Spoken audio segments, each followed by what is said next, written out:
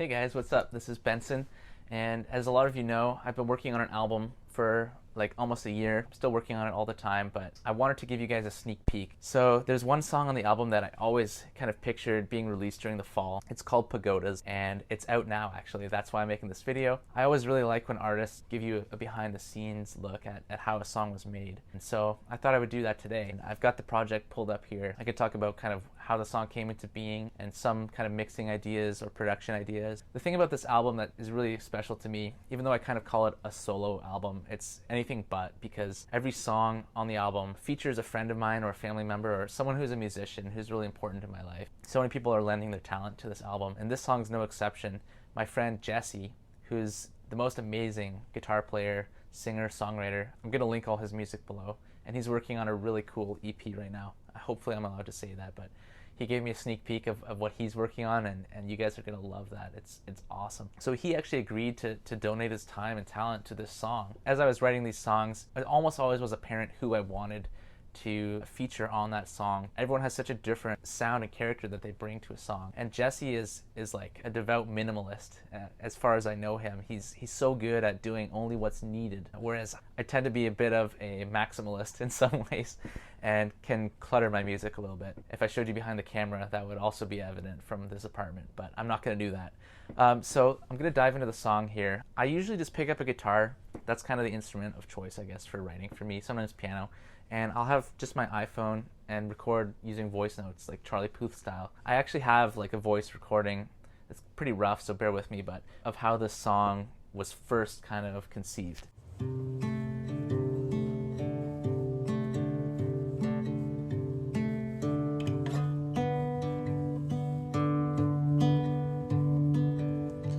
never really got there, you never really felt it.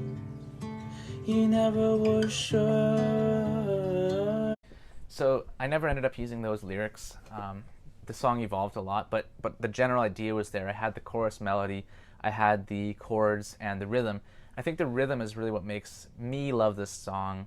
There's kind of this funny thing that happens to me a lot. I've released a few different EPs under different pseudonyms, never under my own name, which is kind of why this is special to me. Every time I release an EP, there's always a song in 7/4 time signature or 7/8 time. And that's kind of what this song is. I don't know why I gravitate towards that time signature so much.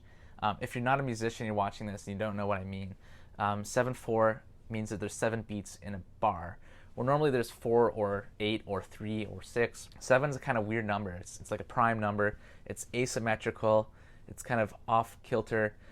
So you've got like 1, 2, 3, 4, 5, 6, 7, 1, 2, 3. And it kind of feels like it comes a little bit earlier than you expect. So that's what happened here when I was writing this song, and the guitar part fits interestingly within 7/4.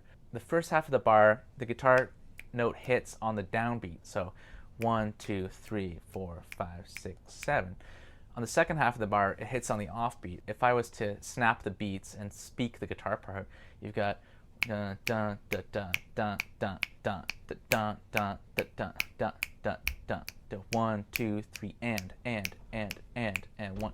So it's kind of this weird feel, and I love that offbeat feel at the end of a bar. It gives it kind of like this almost like European or Latin, weird, energetic, dancey feel, even though it's such a mellow song. Anyway, I don't want to talk too much about theory and go on about that, but I think that kind of groundwork is what makes this song kind of feel unique to me, the rhythms that are used. The other thing is that the guitar chords themselves are very vague. That lends itself to the atmosphere. So the notes within the chords are C, D, and A, and then D, D, B. So they're not triads. They're kind of like, I don't know if C, D, and A. It's almost like an A minor with a 4 added in, kind of a suspended feel. It's kind of vague and open. So I recorded that guitar part. It was a little bit vanilla, a little bit plain, so I wanted it to be a little bit more interesting, which is why I grabbed my acoustic bass guitar, which actually my cousin Josh has been lending me since 2012, so shout out to him, super generous. I added some flat wound strings to that bass guitar, and it has this really cool papery texture. So let's actually dive in. I've been rambling on and rambling on. Here's just what the guitar sounded like recorded.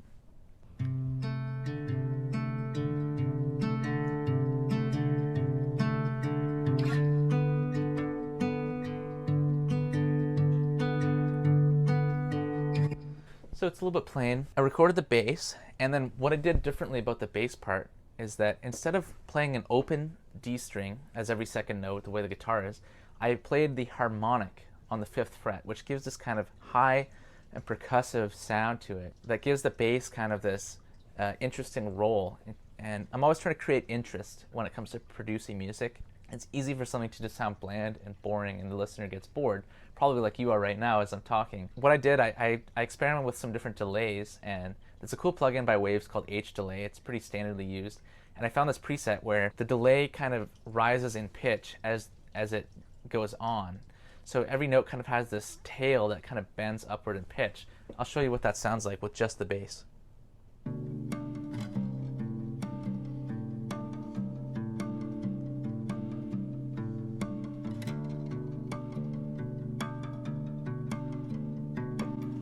So it's kind of cool because it goes like, there's like this kind of Doppler effect that's happening almost the way it sounds. It's like the notes are skidding past you. But that's one of my favorite things. So that's basically playing throughout the entire song. I had the vocal verse melody in mind.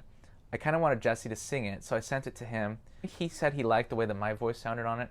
I always hate listening to my own voice as a singer. This is more what I enjoy doing, which is like the production side of things. But if you want to put out a folk album, I guess you kind of have to sing. So anyway, I tackled the verse vocals, and then he comes in singing in the chorus, which I'll show you. The one reason that I mention that is because whenever he sent me files, he would send a left panned and a right panned, 2 different takes, but both good takes, and then a center kind of create some space. So I doubled that technique. When I recorded my vocals, you probably can't even hear it really. You'll hear the middle voice, and then you'll quietly hear 2 other of me in your left and right ear. So I'll play that verse for you here.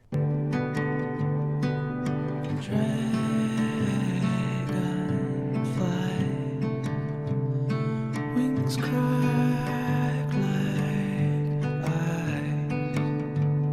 ice. So you can kind of hear it on the word dragonflies and ice, those sibilant S sounds where the S starts in the center and then it kind of drifts off to either side, which is similar to that kind of delay effect. This song is very much built on space and how the left and the right interact.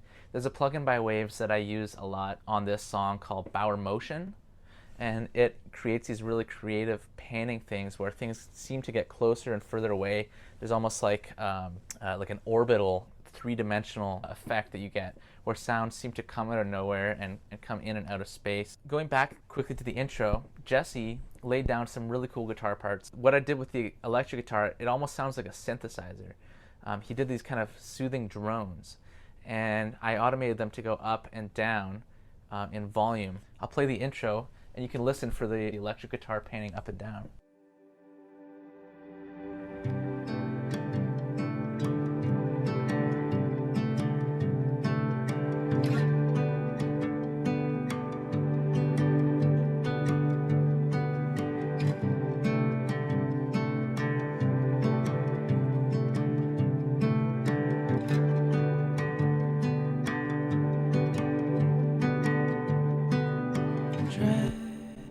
Alright, so that's kind of where we left off. Just, I guess, a quick note. Lyrically, this song isn't revolutionary in any way. It's just kind of an atmospheric, almost like creating an environment for the music, creating some imagery, and there's a lot of fall imagery. So I actually pulled up this old book that I got from Value Village, which is like this book of Japanese haiku poetry, and I just flipped through it and took out kind of words that felt right to me. So there's like imagery of dragonflies and autumn leaves and, you know, cliches like that, describing the full moon as a bowl of rice. There's like a lot of, I don't know, kind of Japanese inspired imagery, and the title of the song being Pagodas is pretty consistent with that as well. Yeah, let's jump into the chorus where we actually sing about pagodas, and you can hear all of the vocals that Jesse added, as well as his guitars, which are super cool. Pagodas on the skyline, skyline, sun like a red wine, feeling autumn's day. There's kind of 2 funny things that happen with the acoustic guitar. The first one is that he was using flex time in Logic to kind of quantize it and used the wrong mode, I think he was telling me. So it created this kind of weird glitchy effect in the acoustic guitar that he ended up liking and bouncing and sending to me. So that's kind of an example of like when a flaw ends up serving the music. That happens to me all the time. And the second example of that is when he sent me those acoustic guitar tracks and I brought them into Logic, they were misaligned for some reason. I don't know if I accidentally dragged them out of time, but the left acoustic guitar came first and then the right acoustic guitar came afterwards, and I ended up liking that. Even though they were intended to be just a simultaneous acoustic guitar strum on each ear, it ended up being kind of flammed, where the left one would come first and then the right one. I asked him if that was okay that I did that, and Jesse thought it was cool too, so that's what ended up happening. Pagodas on the skyline, skyline, sun like a red wine, feeling autumn's bliss.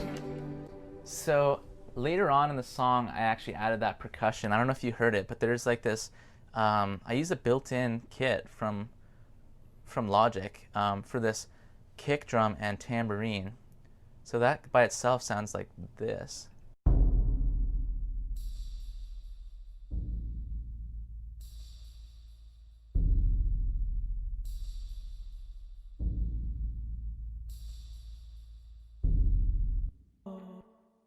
So note to note, I changed the velocity so that certain beats are emphasized more than others.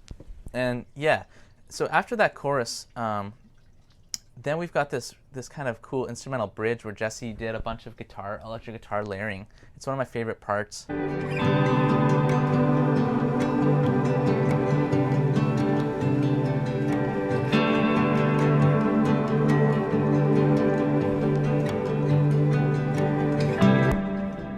So there's like this really cool white noise effect, and to me that's almost like a percussion instrument of its own that just fills up those top frequencies. Even though it was just artifact, I think, from one of his pedals, I actually emphasized it in post to create kind of this airiness, this mist over everything. Then verse 2 is very similar to verse 1, except there's a sub bass added in, which I'll show you. I actually use this really cool plugin called Sublab, and it's meant for like trap music, like 808s, but it's such a fat bass sound that I tried to use it here.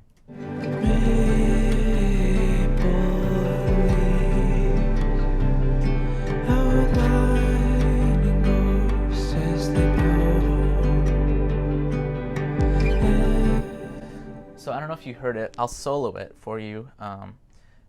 It almost blends in with that orchestral kick from the chorus. That's kind of what made me decide to use both those elements. So here's just the sub.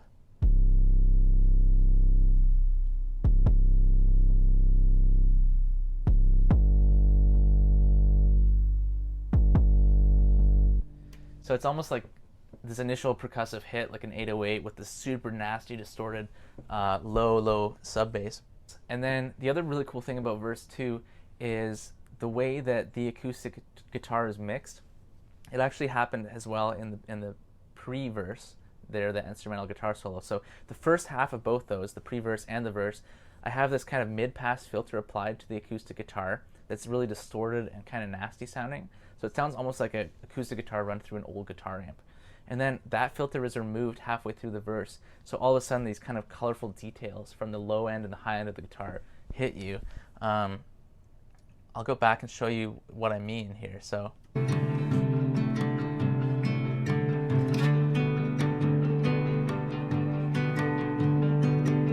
And here's where it goes hi-fi.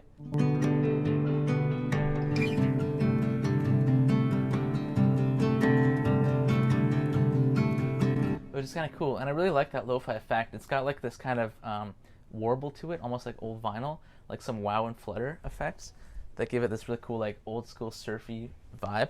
And that comes in the chorus as well, which you'll hear here.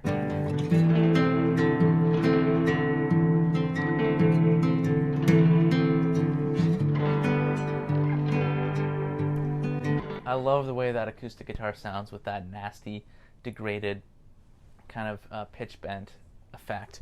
So second chorus is the same as the first, except now my vocal comes in more as a more in the forefront. So that kind of sounds like this. Skyline, sun like a red wine, feeling autumn's bliss. And you can hear the electric guitars swelling into this bridge, which is another really cool part. It's the only time in the song where the chords are different. I'll play it for you right now.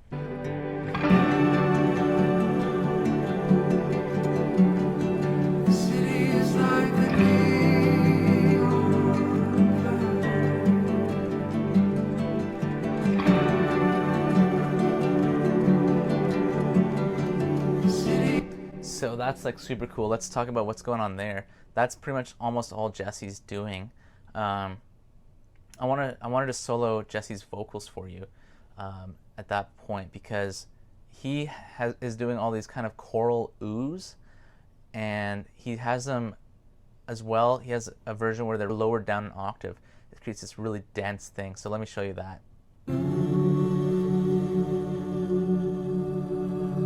The city is like a neon fire.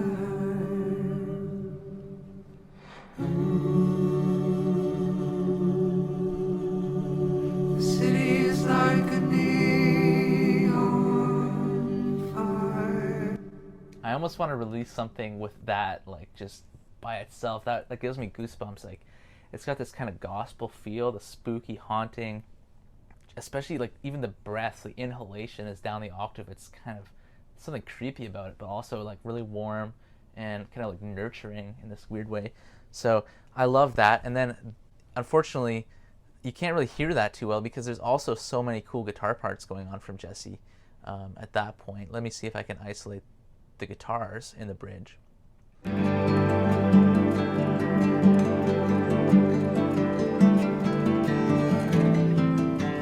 Yeah, so it's basically very similar to the chorus, and tons of kind of chaotic.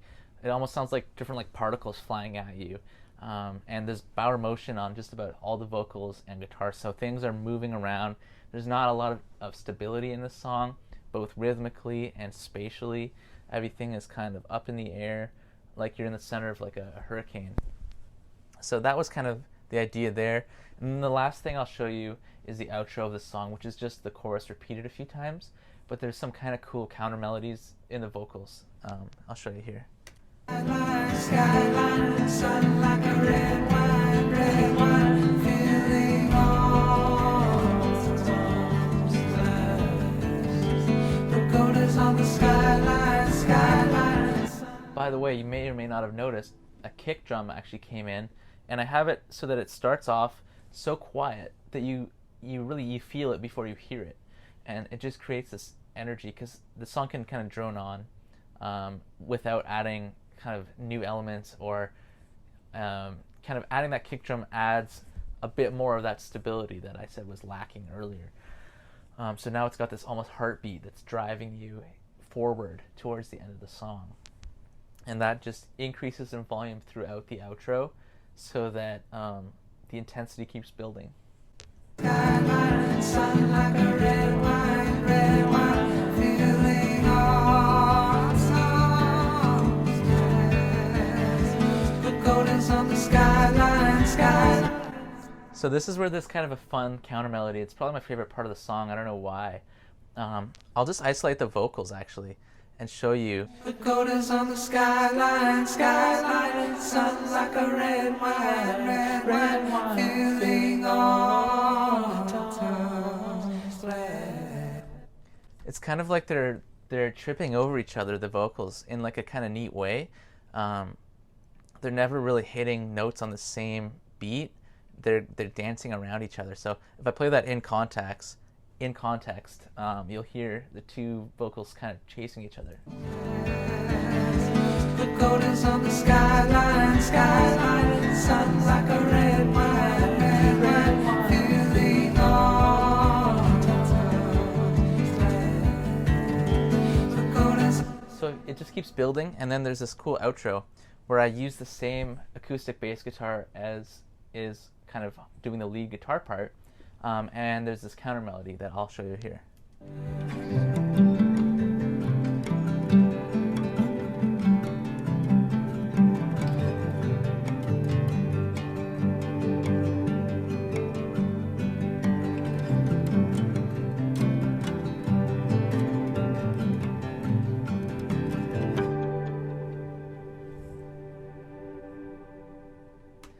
So that last note is one of my favorite parts. Just the way that delay times up with the last note kind of ties in with the beginning of the song, and there's something about it that kind of reminds me of some of my favorite Radiohead songs. It's got this kind of warmth, this kind of melancholy to it that I don't know. I like it.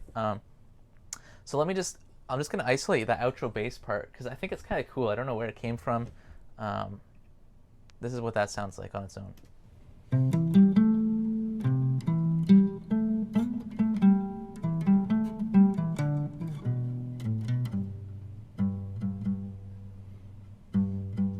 And then it repeats it down the octave.